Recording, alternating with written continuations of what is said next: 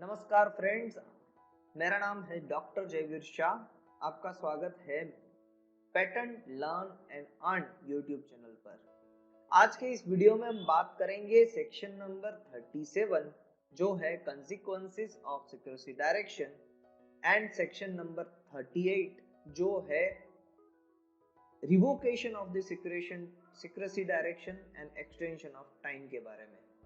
Secrecy direction क्या होता है? जब भी कोई एप्लीकेशन फाइल होती है, अगर वो एप्लीकेशन डिफेंस के साथ रिलेट करती है तो उस केस में कंट्रोलर ये डिसीजन ले सकते हैं कि उसको पब्लिश करने से रोक दिया जाए। तो कंट्रोलर करेंगे क्या? कंट्रोलर उस एप्लीकेशन को सेंट्रल गवर्नमेंट के पास भेज देंगे। सेंट्रल गवर्नमेंट हर 6 महीने में उसको चेक करेगी, उसे कहा जाता है पीरियोडिकली रिव्यू।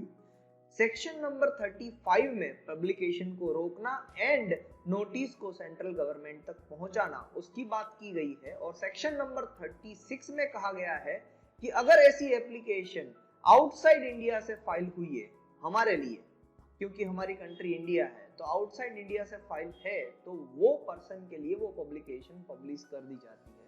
वरना सेंट्रल गवर्नमेंट हर 6 महीने के बाद उस एप्लीकेशन को रिव्यू करती है और 6 महीने के बाद अगर वो एप्लीकेशन डिफेंस से रिलेट नहीं कर रही है तो वो नोटिफिकेशन वापस कंट्रोलर को भेजती है। कंट्रोलर को as per rule number 72(1)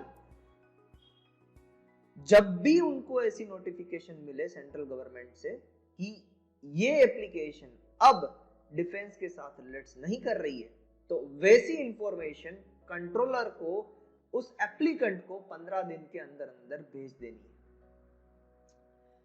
applicant भी रिक्वेस्ट कर सकते हैं कंट्रोलर को कि मेरी एप्लीकेशन डिफेंस के साथ रिलेट नहीं कर रही है, एंड अगर कंट्रोलर मान जाए तो रीजनेबल रीजन के साथ वो भी एप्लीकेशन को पब्लिश कर सकते हैं। ये पूरी जो स्टोरी है वो सेक्शन नंबर 36 के अंदर बताई गई है। अब बात करते हैं कि कंसीक्वेंसेस ऑफ सिक्रेसी डायरेक्शन, यानी और क्या क्या हो सकता है, कौन से कंसीक्वेंसेस हो सकते हैं सिक्रेसी डायरेक्शन में। तो जब भी application is in force under section number 35, यानी कि एप्लीकेशन डिफेंस के प्रोडक्ट या प्रोसेस के साथ कनेक्ट कर रही है, उस केस की बात कर रहे हैं, तो वो एप्लीकेशन को ग्रांट करने से कंट्रोलर रिफ्यूज नहीं कर सकते हैं। ऐसा लिखा है सेक्शन नंबर 37 में। पब्लिश करने से रोक सकते हैं मगर ग्रांट करने से नहीं रोक सकते हैं।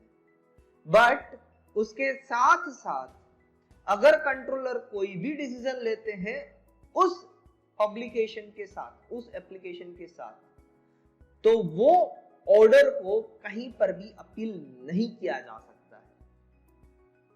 अगर हम अपने आप को एक एप्लीकेंट समझे, पेटेंट एप्लीकेंट, तो उस केस में अगर मेरी पेटेंट है जो कंट्रोलर ने ऐसा समझा कि वो पेटेंट डिफेंस के साथ कनेक्ट है, तो वैसी पेटेंट के लिए मैं कंट्रोलर को एपेलेट बोर्ड में, हाई कोर्ट में, सुप्रीम कोर्ट में जाके अपील नहीं कर सकता हूं, क्योंकि ये नेशनल इंटरेस्ट की बात है।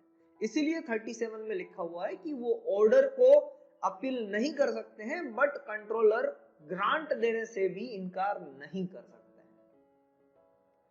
तो अगर ग्रांट हो जाती है वैसी एप्लीकेशन, क्योंकि पब्लिश नहीं हुई एप्लीकेशन, फिर भी ग्रांट हो गई, तो वैसी application as per section number 100, 101 and 103 use की जा सकती है फॉर द नेशनल इंटरेस्ट।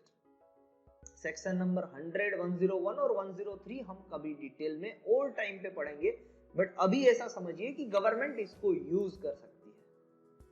और जितने दिन तक सेक्शन नंबर 35 ऐसी पेटेंट पे इन्फोर्स रहा, उतने दिन तक इस पेटेंट के लिए रिन्यूअल फीस नहीं लगेगी।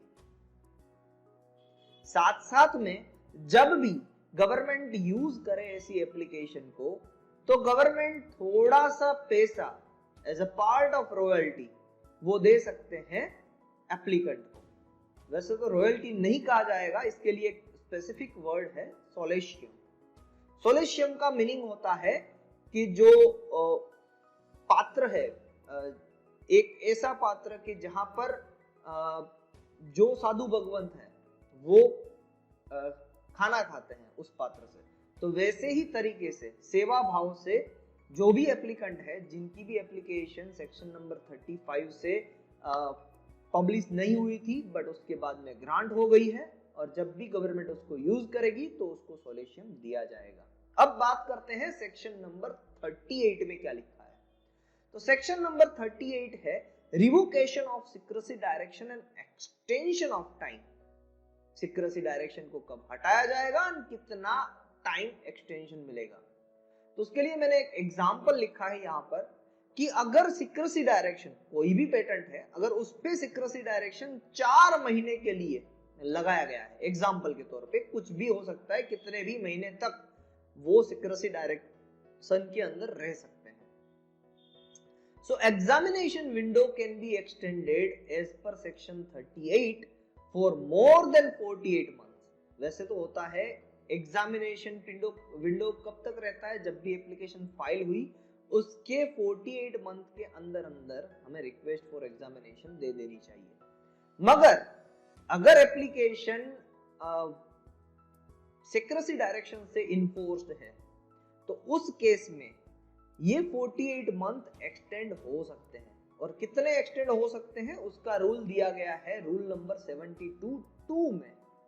तो वो है रूल कि जितने टाइम तक वो पेटेंट इन्फोर्स रही थी सीक्रेसी डायरेक्शन में, उतने ही टाइम तक एक्सटेंड कर सकते हैं एप्लीकेशन की टाइमलाइन को। It means request for examination, अगर वो पेटेंट 4 महीने तक इन्फोर्स रही थी 35th सेक्शन के अंदर, तो 4 महीने तक ही उस पेटेंट की एप्लीकेशन की टाइमलाइन को एक्सटेंड किया जा सकता है। यानी कि 52 मंथ के अंदर अंदर उस एप्लीकेशन की रिक्वेस्ट ऑफ एग्जामिनेशन हो जानी चाहिए। आशा करता हूं कि आपको इंफॉर्मेशन अच्छी लगी होगी। मैं सिर्फ यहीं पर ही रुकने वाला नहीं हूं, सारे सेक्शंस आपके साथ डिस्कस करूंगा और साथ साथ में एमसीक्यूज खुद के बना के लेके आता हूं। इट मींस जब भी मैं पढ़ता हूं तो मेरा पढ़ने का नजरिया यही है कि मैं हर एक सेक्शन को इस तरीके से प्रेजेंटेशन से रिप्रेजेंट कर पाऊं और साथ साथ में उसमें से नए नए क्वेश्चंस निकालूं। जैसे कि यहाँ पर मैं एक क्वेश्चन निकाल रहा हूं कि अगर सीक्रेसी डायरेक्शन किसी भी पेटेंट पर 8 महीने तक लगा, किसी भी पेटेंट एप्लीकेशन पर 8 महीने तक लगा, तो उसका एक्सटेंशन ऑफ टाइम कितना होगा और वो कौन से रूल के हिसाब से होगा। आपको आंसर देना है कमेंट सेक्शन में। आशा करता हूं कि आप आंसर देंगे और आपकी कोई भी क्वेरी है उसको कमेंट सेक्शन में पूछेंगे। Thank you very much. जय विश्या, साइनिंग ऑफ।